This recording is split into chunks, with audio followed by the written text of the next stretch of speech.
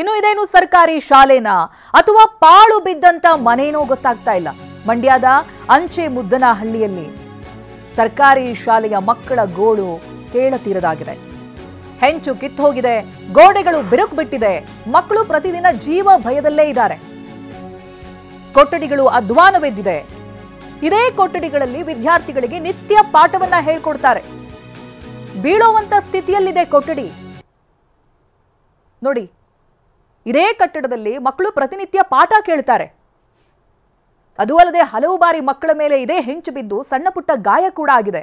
ಸಮಸ್ಯೆಯನ್ನ ಸರಿಪಡಿಸಿಕೊಡಿ ಅಂತ ಮನವಿ ಮಾಡಿದ್ರು ಕೂಡ ಅಧಿಕಾರಿಗಳು ಮೌನ ವಹಿಸಿದ್ದಾರೆ. ಇದೀಗ ಅಧಿಕಾರಿಗಳು ಜನಪ್ರತಿನಿಧಿಗಳ ವಿರುದ್ಧವಾಗಿ ಪೋಷಕರು ಆಕ್ರೋಶವನ್ನ ವ್ಯಕ್ತಪಡಿಸ್ತಾ ಇದ್ದಾರೆ. ಮಂಡ್ಯ ಜಿಲ್ಲೆ ಸೀಳೂರು ಹೋಬಳಿ ಅಂಚೆ ಮುದ್ದನಹಳ್ಳಿ ಹಿರಿಯ ಪ್ರಾಥಮಿಕ ಶಾಲೆಯಿಂದ ದಯಮಾಡಿ ನಾವು ನಮ್ಮ ಸ್ಕೂಲಿನ ಕಟ್ಟಡ ಭಾಳ ಹದಗೆಟ್ಟಿದೆ. ಅಲ್ಲಿ ಹಂಚುಗಳೊಳಗೆ ನಾವು ಹಗ್ಗ ಕಟ್ಟಿದ್ದೀವಿ. ಹಂಚುಗಳು ಮಕ್ಕಳ ಮೇಲೆಲ್ಲ ಬಿದ್ದಿದೆ. ನಾನು ಹಲವಾರು ಬಾರಿ ಮಾನ್ಯ ಸಚಿವ ನಾರಾಯಣಗೌಡ ಇದ್ದಾಗಲೂ ನಾನು ಅರ್ಜಿ ಕೊಟ್ಟಿದ್ದೀನಿ. ಹಲವಾರು ಶಾಸಕರಾದ ಮಂಜಣ್ಣವ್ರಿಗೂ ಕೂಡ ಕೊಟ್ಟಿದ್ದೀನಿ. ಹಾಗಾಗಿ ಯಾವುದೇ ರೀತಿಯ ನಮ್ಮ ಸ್ಕೂಲಿಗೆ ಬಂದು ವಿಸಿಟ್ ಕೊಡೋದಾಗಲಿ ಇಲ್ಲ ಅದ್ರ ಬಗ್ಗೆ ಮಾಹಿತಿ ತಗೊಳ್ಳೋದಲ್ಲಿ ಯಾವುದೂ ತಗೊಂಡಿಲ್ಲ. ನಮ್ಗೆ ಯಾವುದೇ ರೀತಿಯ ಸೌಕರ್ಯನ ಕೊಡಿಸ್ಕೊಟ್ಟಿಲ್ಲ. ದಯಮಾಡಿ ಮಕ್ಕಳ ಮೇಲೆ ಬಿದ್ದಿರೋದನ್ನ ನಾವು ಗಣನೆಗೂ ತಂದಿದ್ದೀನಿ. ಯಾರೂ ಅದ್ರ ಬಗ್ಗೆ ಗಮನ ಕೈಗೊಳ್ತಾ ಇಲ್ಲ. ಈಗ ಬಂದು ಶಾಲೆಯನ್ನ ನೀವೇ ಖುದ್ದಾಗಿ ಪರಿಶೀಲನೆ ಮಾಡಿ ಅದೇನಿದೆ ಅನ್ನೋದನ್ನ ತಿಳಿದುಕೊಳ್ಳಿ. ಪ್ರತಿನಿಧಿ ಪ್ರಶಾಂತ್ ಈ ಬಗ್ಗೆ ಮಾಹಿತಿಯನ್ನ ಕೊಡ್ತಾರೆ. ಪ್ರಶಾಂತ್, ನಿಜಕ್ಕೂ ಹಾಳು ಬಿದ್ದಿರೋ ಬಂಗ್ಲೆ ತರ ಇದೆ. ಅಲ್ಲಲ್ಲಿ ಹೆಂಚುಗಳು ಕಿತ್ತು ಹೋಗಿದ್ದಾವೆ. ಈ ಹಿಂದೆನೂ ಕೂಡ ಮಕ್ಕಳಿಗೆ ಗಾಯ ಆಗಿದೆ. ಕಂಪ್ಲೇಂಟ್ ಕೊಟ್ಟ ಮೇಲೂ ಕೂಡ ಮೌನ ವಹಿಸಿರೋದು ಯಾಕೆ ಅಂತ ಅಧಿಕಾರಿಗಳೇನಾದ್ರೂ ಮಾತಾಡ್ತಾರೆ ಈ ಬಗ್ಗೆ? ಇಲ್ಲ ದೊಡ್ಡದಾಗಿ ಒಂದು ದುರಂತ ಆಗ್ಲಿ ಆನಂತರ ಬರೋದು ಅನ್ನುವಂತ ವಿಚಾರಗಳ ಏನ್ ಅಪ್ಡೇಟ್ ಸಿಗ್ತಾ ಇದೆ ಪ್ರಶಾಂತ್? ಇದರ ಸರ್ಕಾರಿ ಶಾಲೆಗಳನ್ನ ಉಳಿಸ್ಬೇಕು, ಗ್ರಾಮೀಣ ಭಾಗದಲ್ಲಿ ಮಕ್ಕಳಿಗೆ ಒಳ್ಳೆ ಎಜುಕೇಶನ್ ಕೊಡಿಸ್ಬೇಕು ಅಂತ ಸರ್ಕಾರ ಜನಪ್ರತಿನಿಧಿಗಳು ಉದ್ದುದ್ದ ಭಾಷಣ ಬಿಡ್ತಾರೆ. ಆದ್ರೆ ಮಂಡ್ಯ ಜಿಲ್ಲೆಯಲ್ಲಿರುವಂತಹ ಸರ್ಕಾರಿ ಶಾಲೆಗಳ ಪರಿಸ್ಥಿತಿ ನೋಡಿದ್ರೆ ಪೋಷಕರು ತಮ್ಮ ಮಕ್ಕಳನ್ನ ಸರ್ಕಾರಿ ಶಾಲೆಗೆ ಕಳಿಸ್ಬೇಕಾ ಬೇಡವಾ ಅನ್ನುವಂಥದ್ದು ಕೂಡ ಈಗ ಸಾಕಷ್ಟು ಆಕ್ರೋಶವನ್ನು ವ್ಯಕ್ತಪಡಿಸಿದೆ. ಅದಕ್ಕೆ ಸ್ಪಷ್ಟ ಉದಾಹರಣೆ ಅಂತಂದ್ರೆ ಮಂಡ್ಯ ಜಿಲ್ಲೆ ಕೆಆರ್ಪೇಟೆ ತಾಲೂಕಿನ ಅಂಚೆ ಮುದ್ದನಹಳ್ಳಿ ಅಲ್ಲಿಂದಿರುವಂತಹ ಕಿರಿಯ ಪ್ರಾಥಮಿಕ ಶಾಲೆಯಲ್ಲಿ ಸಾಕಷ್ಟು ಮಕ್ಕಳಿದ್ದಾರೆ.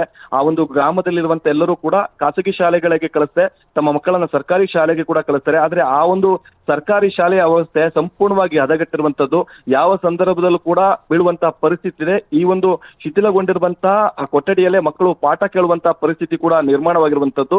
ಜೊತೆಗೆ ಅಲ್ಲಲ್ಲಿ ಕಟ್ಟಡಗಳೆಲ್ಲವೂ ಕೂಡ ಬಿರುಕುಪಟ್ಟಿದ್ದಾವೆ. ಜೊತೆಗೆ ಮೇಲ್ಛಾವಣಿಯಲ್ಲಿರುವಂತಹ ಹಂಚುಗಳೆಲ್ಲವೂ ಕೂಡ ಆಗಾಗ ಬೀಳ್ತಾ ಇದಾವೆ. ಈಗ ಸಂಬಂಧಪಟ್ಟಂತೆ ಈಗಾಗಲೇ ಸಾಕಷ್ಟು ಬಾರಿ ಸಂಬಂಧಪಟ್ಟಂತ ಅಧಿಕಾರಿಗಳಿಗೆ ಜನಪ್ರತಿನಿಧಿಗಳಿಗೆ ಮನವಿಯನ್ನ ಮಾಡಿದ್ರು ಕೂಡ ಇದುವರೆಗೂ ಕೂಡ ಯಾರೊಬ್ರು ಕೂಡ ಇದಕ್ಕೆ ಸಂಬಂಧಪಟ್ಟಂತೆ ಗಮನವನ್ನ ಹರಿಸಿಲ್ಲ. ಅದನ್ನ ದುರಸ್ತಿ ಮಾಡುವಂತದ್ನು ಕೂಡ ಮುಂದಾಗಿಲ್ಲ. ಹೀಗಾಗಿ ಆ ಪೋಷಕರು ಮಕ್ಕಳ ಪೋಷಕರೇನಿದೆ ಅವರು ಸಾಕಷ್ಟು ಆತಂಕವನ್ನು ವ್ಯಕ್ತಪಡಿಸ್ತಾರೆ. ಹಿಂದೆ ಕೂಡ ಸಾಕಷ್ಟು ಮಕ್ಕಳ ಮೇಲೆ ಹಂಚುಗಳು ಕೂಡ ಬಿದ್ದಿ ಸಾಕಷ್ಟು ಗಾಯಗಳಾಗಿದ್ದಾವೆ. ಹೀಗಾಗಿ ಅದನ್ನ ದುರಸ್ತಿ ಮಾಡಿ ಅಂತ ಹೇಳ್ತಿದ್ರು ಕೂಡ ಯಾರು ಕೂಡ ಗಮನ ಹರಿಸ್ತಿಲ್ಲ. ಹಾಗಾಗಿ ಮಕ್ಕಳನ್ನ ನಾವು ಹೇಗೆ ಕಳಿಸ್ಬೇಕು ಅಂತೇಳಿ ಪೋಷಕರು ಅಲ್ಲಿರುವ ಗ್ರಾಮಸ್ಥರು ಆಕ್ರೋಶವನ್ನು ವ್ಯಕ್ತಪಡಿಸ್ತಿದ್ದಾರೆ.